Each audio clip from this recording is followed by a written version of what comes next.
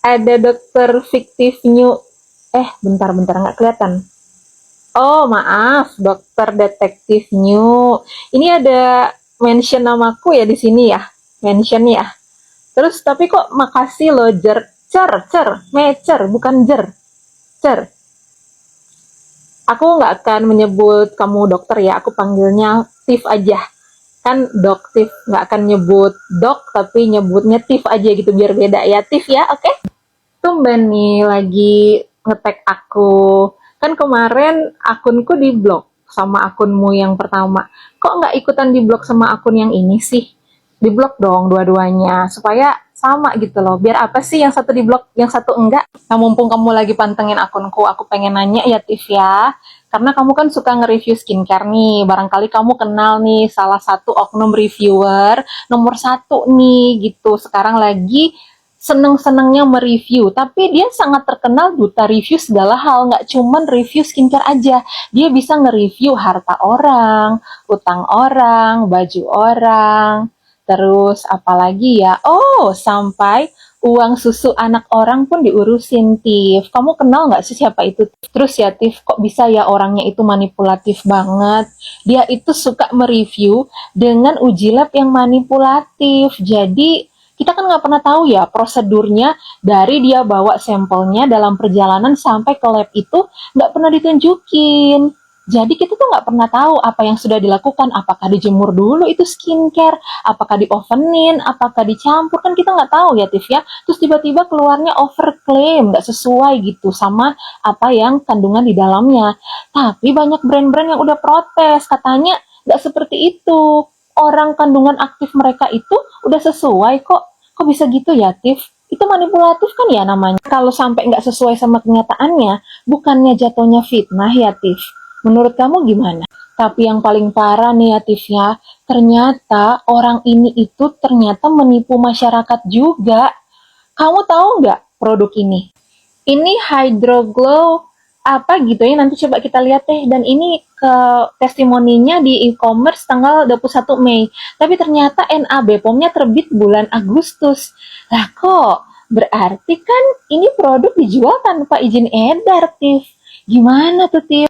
Nah ini nih Tiff, aku ambilnya dari VT-nya APT Rose. Jadi Hydrogo Cell Infusion Cream itu tidak terdaftar di BPOM. Tapi kok ada label BPOM-nya ternyata pakai izin edar produk yang lain, Tiff.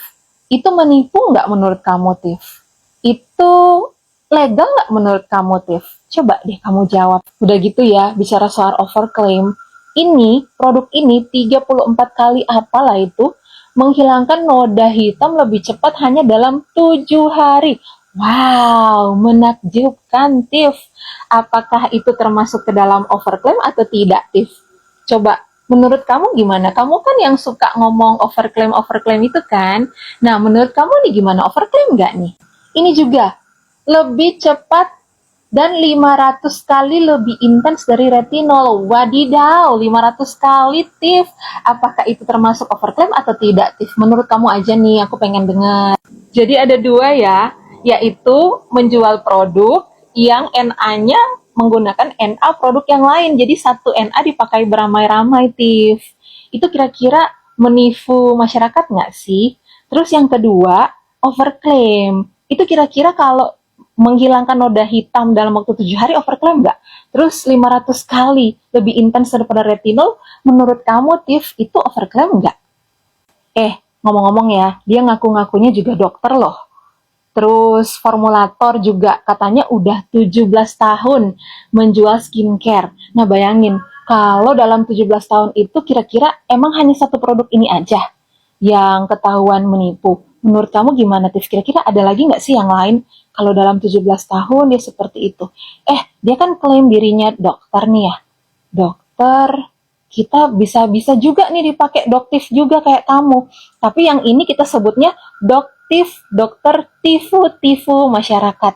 Kamu setuju nggak? Jadi ternyata si oknum doktif yang tadi tuh, yang entah dia mereview itu, nah, dia ini suka menghakimi brand-brand owner. Jadi, brand-brand owner ini ada yang memang bersalah di masa lalu, sama kayak yang tadi itu, sama kayak yang oknum yang tadi mereview itu.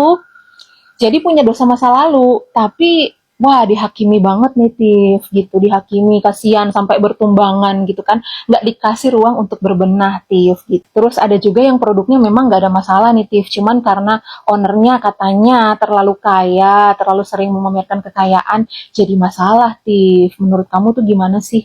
Dari pandangan kamu tuh kayak apa? Tahu-taunya Tiff, aku kasih tahu kamu ya, tahu-taunya orang yang suka nge-review yang tadi itu, ujung-ujungnya tahu nggak, minta duit Tiff, 2 juta Singapore dollar. What do you think? Menurut kamu gimana nih Tiff? Nah terus di sini juga ya terakhir, aku mau tanya sama kamu nih Tiff, kamu kan ngomong gini, cari duit yang halal ya sayang, maksudnya aku kan. Jadi menurut kamu aku nyarinya duitnya nggak halal gitu, duit haram gitu yang aku cari gitu. Terus aku mau nanya, kalau kamu cari duitnya halal apa haram, Tiff? Komen dong.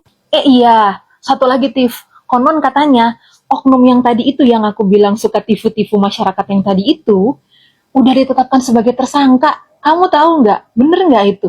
Di Medan katanya A1, ini A1 tersangka. Wih, bentar lagi tahan nih, Tiff. Menurut kamu gimana tuh?